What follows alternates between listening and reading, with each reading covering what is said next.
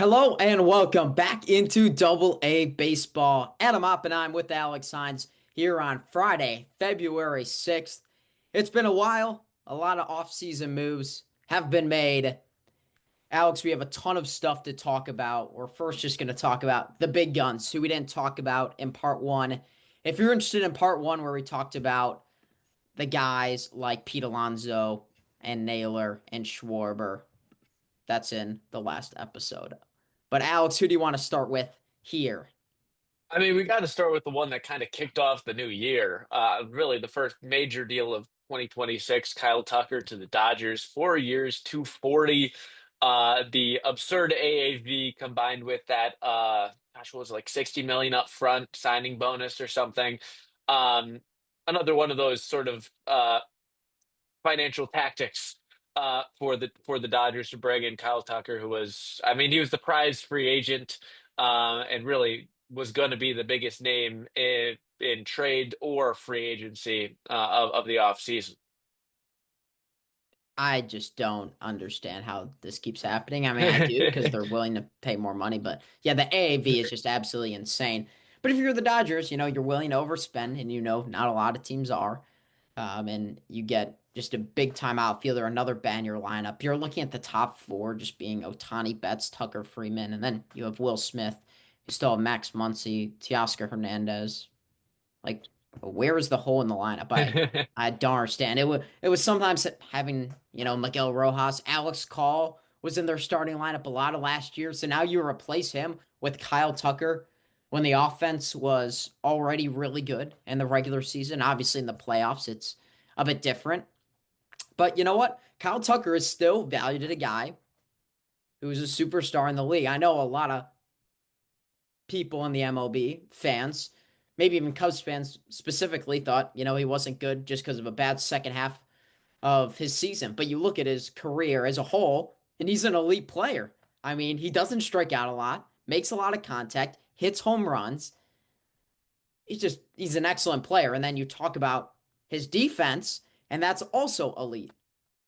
Yeah, I mean, this was, I think there was a definite case where, through the first half last season, he was talked about as a way too early MVP candidate when him and Pete Crow Armstrong were basically trading homers, the whole, first few months of the year. Obviously, the injury concerns, have been around. He did miss half a season a couple years back with the Astros as well. But I mean, you're not talking about a fragile guy by any means. Certainly, I think there have been some questions about the motor, but man, I always just sort of throw those out the window, no matter what sport you're talking about. I'm not too worried about that. I think everybody joked about this being the outcome, and I don't think anybody truly, in their heart of hearts, believed that it was going to be the Dodgers to pick him up. But there really isn't a hole in that lineup. And again, 4 years, 240, the 60 AAV, or whatever it is. I remember Andrew Friedman like 10 years ago said if you're rational about every single free agent, you'll finish third on every single free agent. And so the Dodgers have been irrational, and well, it does win titles, certainly. That's what free agency is about in every sport. That's a great point. Every free agency, no matter any of the four major sports, everyone's like, bro, you overpaid for that guy. That's what free agency is. It's not a trade. You're trying to bring a guy to your team for not just now, but a lot of times the future. So that's what it is. People get overpaid all the time. I think there was Right. only one player in this offseason who maybe got, the value that they weren't expected, and that was Suarez, I would say. He would be that one guy, Yeah. right?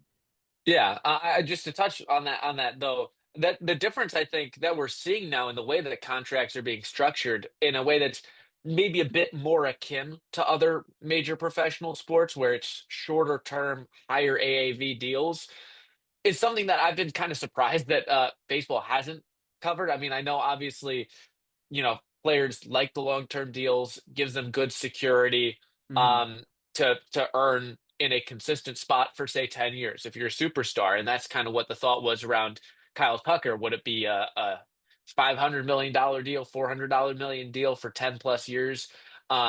for a guy going into his age 37 season by the end of it.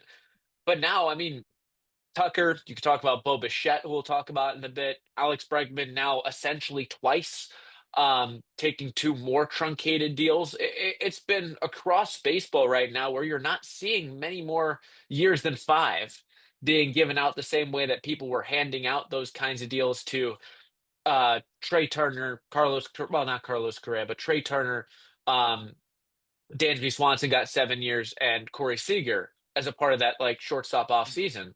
I think players are starting Yeah. to realize that hey, if you can pay me 60 million a year, that's great. And teams are realizing, hey, if we pay you $60 million for 3 years, that beats paying you underpaying you for your prime years and paying you $15 million when you're 38 years old and hitting 220 with an OPS of 650. Right. That's what these players are looking at their age 33 or 34 season, going back into free agency, getting that one last bag, and still getting a high AAV. I mean, you look at Bregman. I remember when that move was made, we live in the same apartment building. You're like, it's a lot of money. And I'm like, that's just what it is now. And I'm Yeah. like, it also has an opt out after that year. And guess what happens? I mean, he's out of there because he's like, now you see a longer term contract. It just always happens like that when it seems like a crazy amount. That's just how deals are structured. And players want, the financial flexibility to know, especially I would say in baseball, that most likely you're not going to have a season-ending injury just based on there isn't like a whole lot of contact when it comes to the game. A game like basketball or football, you can take a longer term deal because I mean you could easily roll your ankle in a game or get another concussion. In baseball, that doesn't happen as much. So you're willing to take that bet on yourself and then head into free agency, get a 3 or 4 year deal into your age like 37, 38 season. And I think that's also why most of those short-term deals we've seen have been position players because with a pitcher, say Dylan Cease, who Hmm. did get 7 years, that one UCL injury can put you out for a year and a half. And so if you're a That's a team great point. paying a high AAV for a short-term deal, say you signed, I mean, I guess Framber Valdez got signed to a short-term deal, but if you were to say sign Tarik Skubal next offseason for 3 years, some ungodly amount of money, you're putting yourself a lot more at risk because one injury means that you're essentially having a 3 year contract by losing a player for a year and a half for Tommy John, which is Hmm. all the more prevalent now.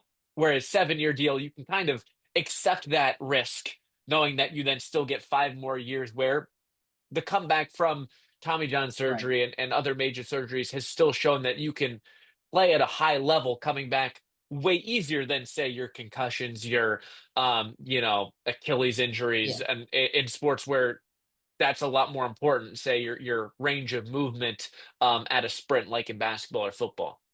Yeah, absolutely. I think pitchers are a completely different dynamic, but yeah, I mean specifically just talking about position players, not as likely to get injured.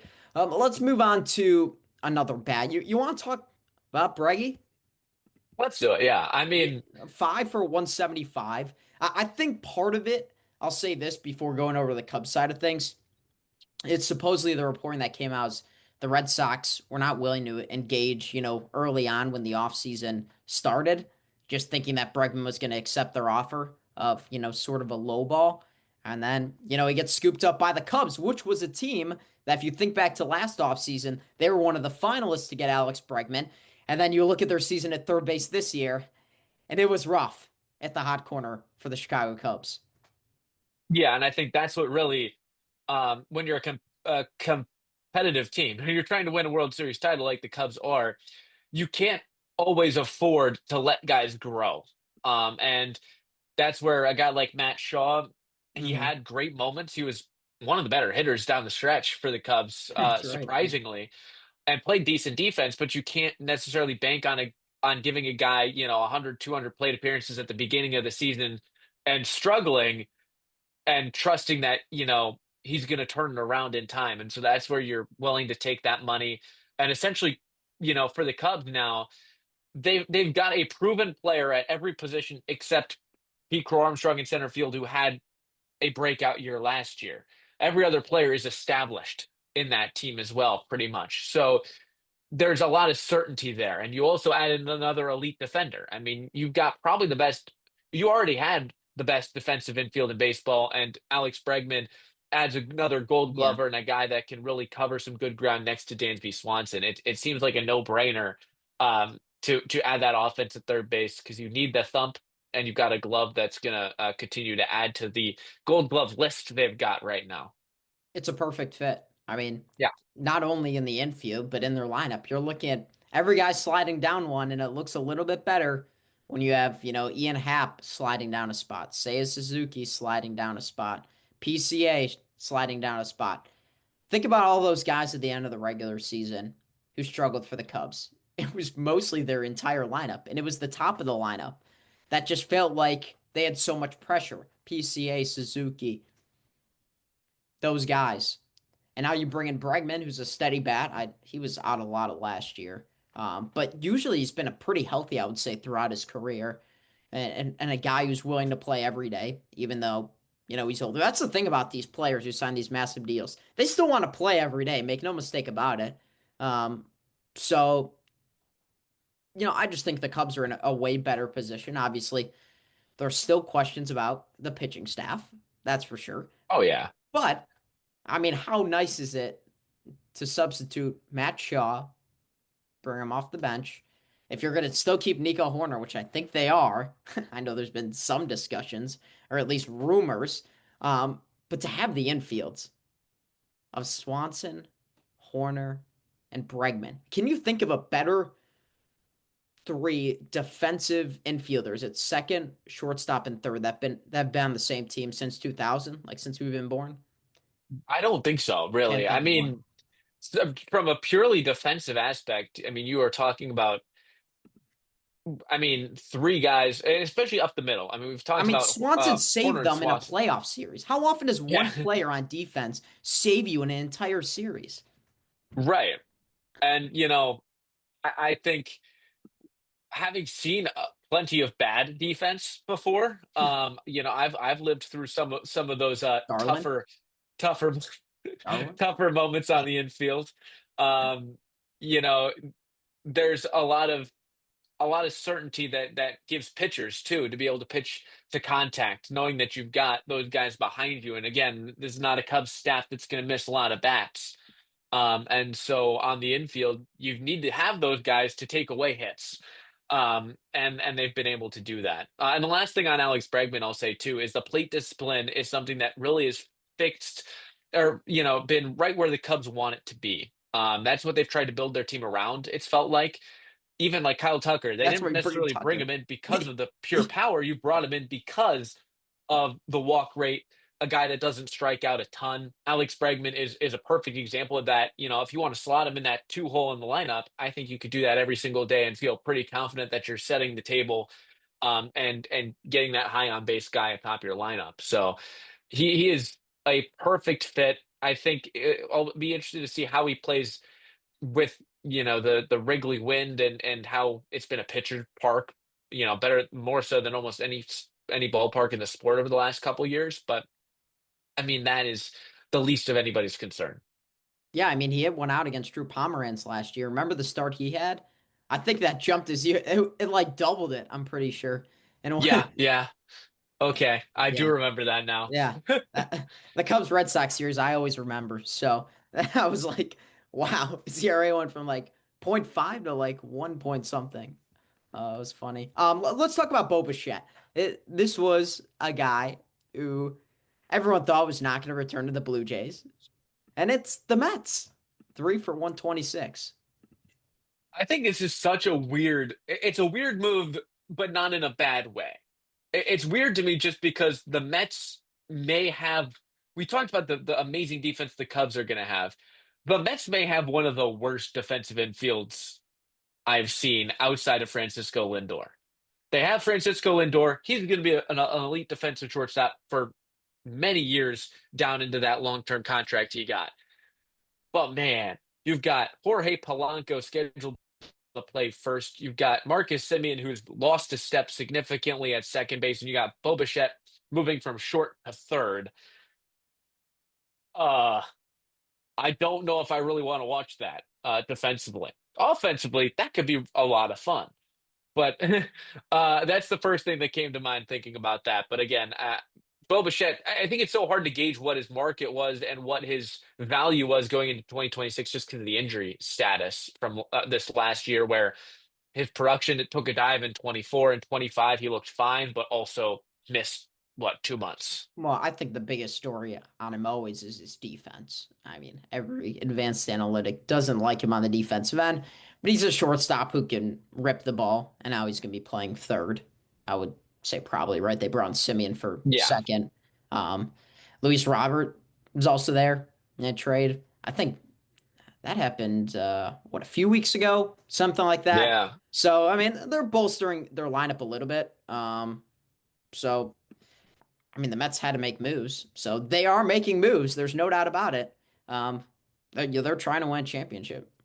And offensive production wise, I think you had to replace Pete Alonso somehow. And I don't really have a huge problem with him walking. I do think he felt like he was one of those kind of one team guys, with just the connection he had with It seems the like that a Mets. lot, though. And then, Oh, it does. I mean, Bo Bichette even felt like a guy that it was less about him and the fan base as it was him, Vlad, and that sort of core group that came up around the same time. But yeah, we all felt that mo- same way about the 2016 Cubs, and look where money that ended talks. up. Oh Money yeah, talks. short-term AAV too. I think, gosh, who was there was one other team I think that was on Bo Bichette that offered a long-term deal, and he turned it down for the short term, the same way that Tucker did the exact same thing. So it kind of goes back to our earlier point about what players are looking for, um, price and security wise. Well, the players sign their first contract, after they're whatever drafted by the team for like, 4 to 5 years. So then you puts them at the maybe even longer, 6 or 7, puts them at the 26, 27 range. And that's where we see all these players in their prime. Those, once again, I'm not going to repeat myself, but the 3 to 4 year deals and then, get another deal. So, I mean, I like what the Mets are doing. Once again, so many questions about their pitching staff. I mean, just It's unbelievable questions. it is one of the most unique teams, I think, overall. Um, and I have no clue what to expect. And you know what? That's been basically the identity of the Mets for the last several years of either this looks bad, but it could be good, or this looks great, but somehow it's going to be bad. And so trying to predict the Mets production in 2026 or any year is like trying to predict the weather in 2 weeks. You don't know. You really don't. There we go. All right, last. Let's hit on another NL East team. JT Realmuto going back to the Phils. I don't know what we said about this before, but not super surprising. I mean, he's an elite catcher. How do you replace that kind of talent? And I mean, he is 34 years old while still grading out as not the worst defensively. I mean, again, I don't, it's one of those where when he can still hit at an all right level, it's been declining recently, but where else are you going to go? I feel like the catcher position has always been one where maybe Patrick you can Bailey or find whatever. somebody. Right. Yeah, You kind of have to rely on what's in your system. Free agency on catchers is never really going to be all that interesting, nor is it going to be all that fruitful for you unless you are essentially. And I mean, the only teams that really stand to benefit often from the free agent catcher market are the bottom of the barrel teams that bring in a good defensive catcher who hits below the Mendoza line, pops 2 homers a year, but defends like crazy and helps out a young pitching staff for a team that's going to win 70 games. Hi, Austin Hedges. I'm talking about you. Other than that, you're not going to see very much. So I think Real Muto just made sense to come back. It's a bit pricey of a deal, but it fills a hole, and that's kind of all you need. How about another return? Bellinger back to the Yankees. Long-term deal. I was not sure he was going to go back to New York, but 162.5 mil. I was I still don't really know what to make of Cody Bellinger in a sense because he had that resurgence with the Cubs, yet it still didn't feel like it was going to stick. And then last year, it did stick. And I still don't really quite know what to expect. I mean, he's cut down the strikeouts so much from those post-injury years. He's taken advantage of the New York short porch. Not even the short porch, just as much as he's a dead pull hitter, and so any dimension shift I uh mean, so to is the pull Trent side is Grisham. helpful. Yeah, So, exactly. I mean, reason they brought him back probably. Right. Well, and that's the thing. I mean, Cody Bellinger is an elite defender in the outfield, and now you have the Hmm. ability not only to have him play an elite left field, but you've got two guys that can play really good center field. The Mets have had some real big defensive question marks in the outfield, uh, while also having plenty of offensive question marks in the outfield as well. So I'm surprised that he's getting a 5-year deal at 30 years old, but I think we now kind of know who Cody Bellinger is, and he is certainly getting a decent amount of money to be a good cog in that Yankee lineup. I mean, I think part of it is, Aaron Judge. He's in his prime. You're gonna let those years go to waste and not be able to Right. get back to the World Series again. The Yankees lineup is pretty old. Stanton, obviously, you don't want him playing in the outfield, but someone like Jason Dominguez has just not been as good as you Okay, next expected. year. Next year. Um, yeah, yeah, I'm sure, bro. That guy was awful in the outfield. I mean, he was just a joke. I mean, the Yankees defense was a joke at points. They bring in Ryan McMahon, Jose Caballero, like, I guess. And then you look at their pitching staff, and the funniest thing is they're all super young, besides Freed. Um, so it's like opposite ends of the spectrum.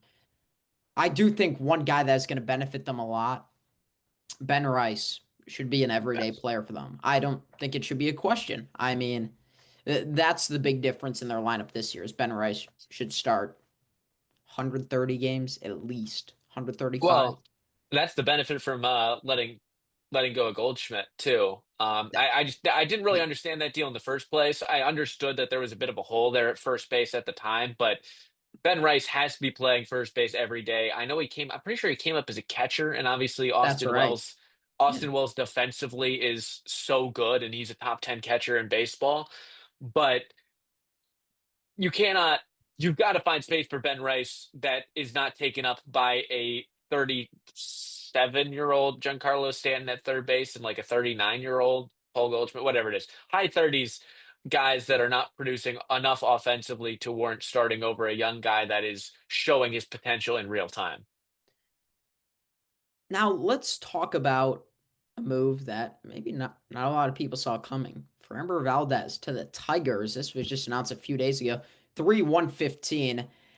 I think a lot of people thought maybe, the incident that happened with Valdez last year and just his struggles that he wouldn't get a super long-term deal. He does get a 3-year deal, 40 million. I mean, that's nothing to laugh at. It's a good amount of money. Well, Dylan Dingler behind the plate, it would still frame that pitch for a strike, by the way.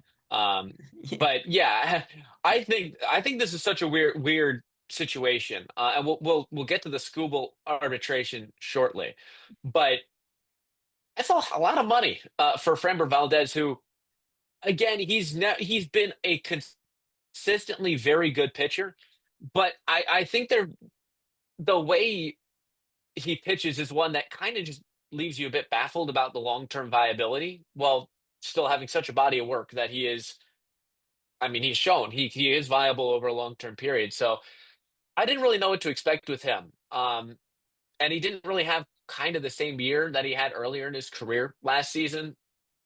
But it's just, I mean, it is what the Tigers need to do. I think they probably would have been better spending some of that money offensively, given they have some really good players, but they have some pretty glaring holes as well. The pitching staff was pretty darn good, but I do like the idea of lengthening a starting rotation that did at the top look amazing and at the bottom look a bit thin after Skubal, Mize, and then it kind of trickled down to openers by the end yeah. of it.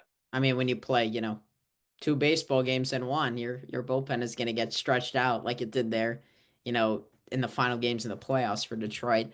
I mean, this was a move I think you really want to make you pair him up with Skubal. That I mean, I'm not a giant fan of Framber as a pitcher, just because I think we're going away from a lot of the guys who don't strike out guys, um, and who don't throw very hard. Not to say you can't do that, but I just think his way and a lot of his numbers, especially like if you look at his stuff on Baseball Savant, you wouldn't think he's that good of a pitcher. Obviously, his main thing is he allows a lot of ground balls, which is good for the most part. But I think last year he was not as good as 2024, which I believe he had a really solid season, um, but much different than what he did last year. Yeah, and I think just in general, it's kind of slowed down a little bit. And I think the breaking balls have been a bit of the issue. I mean, he's got a really good sinker, and that's been what's been the MO for him is pitch to contact guy that really worked in Houston. It should work even better in Comerica because if you do elevate the ball, that thing is massive. And so there really shouldn't be all that big of an issue. And I think the defense should be all right behind him. And again, I think it's a lot easier for Framber knowing that you're also working behind Skubal, who is, you know, throwing 102 or 100 at least, devastating changeup. And then you go to Framber, who's a much different kind of lefty Yeah, pitcher. So there is still variance there, which I do think is still an important part of building out your rotation. is it, Valdez was seventh last season or the season before 2024 and AL Cy Young. Let's go to Scubal's arbitration case. Your thoughts? I Now, in the end, I don't think there was any doubt that he was going to win his case and he was going to get the You 30 think? odd million. I do find it an extremely funny visual to have Framber Valdez sign a left-handed starting pitcher who was an ace at his previous team, getting like high 30s a year in a short-term deal the day before your arbitration hearing. I can only imagine what Scott Boras was saying behind closed doors when you see, hey, they don't want to pay you a heck of a lot of money in your final year, nor have they shown any indication they want to actually extend you worth what you are as the best pitcher on the planet. But they will pay more money than they are paying for you this year to a guy who's 32 years old and definitely not Tarik Skubal. I just think that's a funny visual to think about. But again, I think there was a clause that basically, with when you win a major award and he's won back-to-back Cy Youngs, you're kind of gonna win. There's no argument that the team could bring up to say, "Hey, we actually think we should pay you $19 million a year because you're just not old enough yet.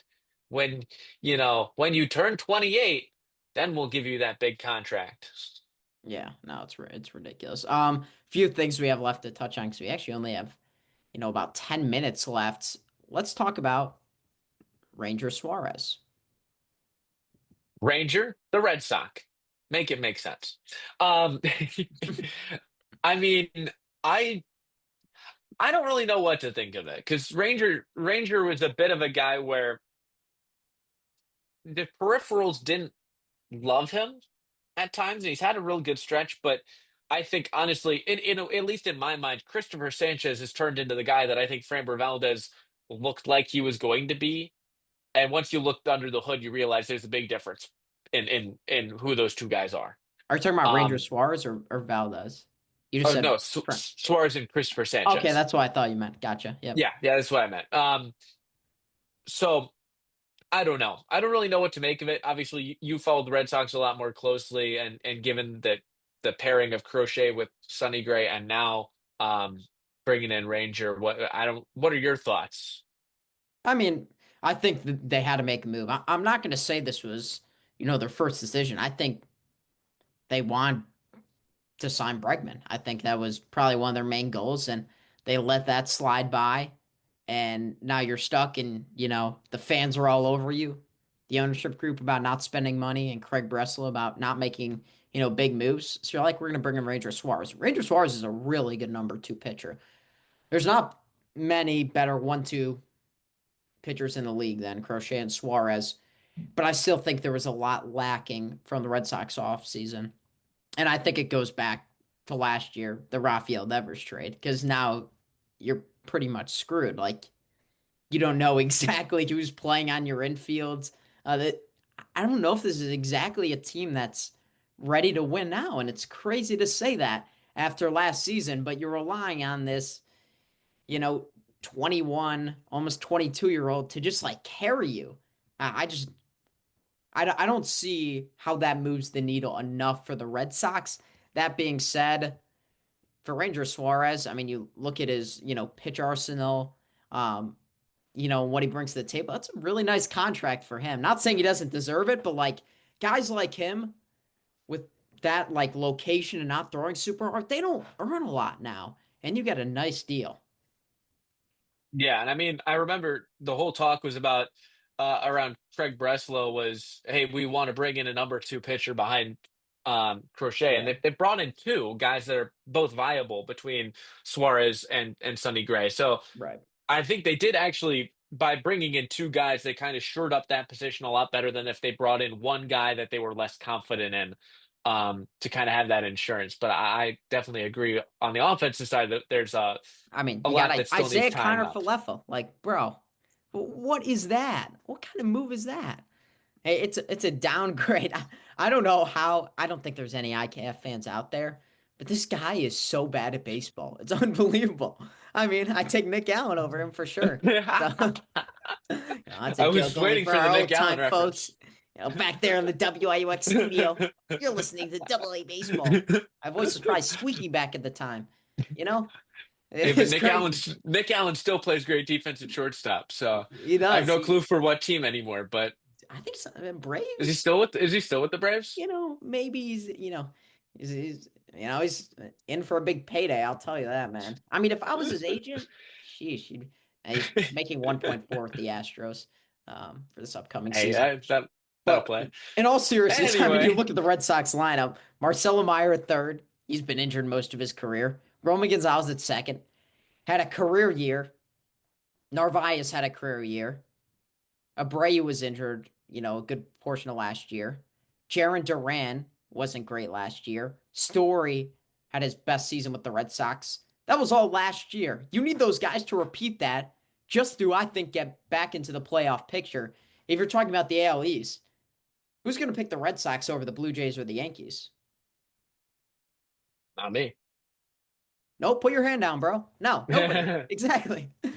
So that's my This is point. why this is why we have to be careful with how much time left we have you talk about the Red Sox. Yeah, exactly. Hey, we got 4 minutes to go.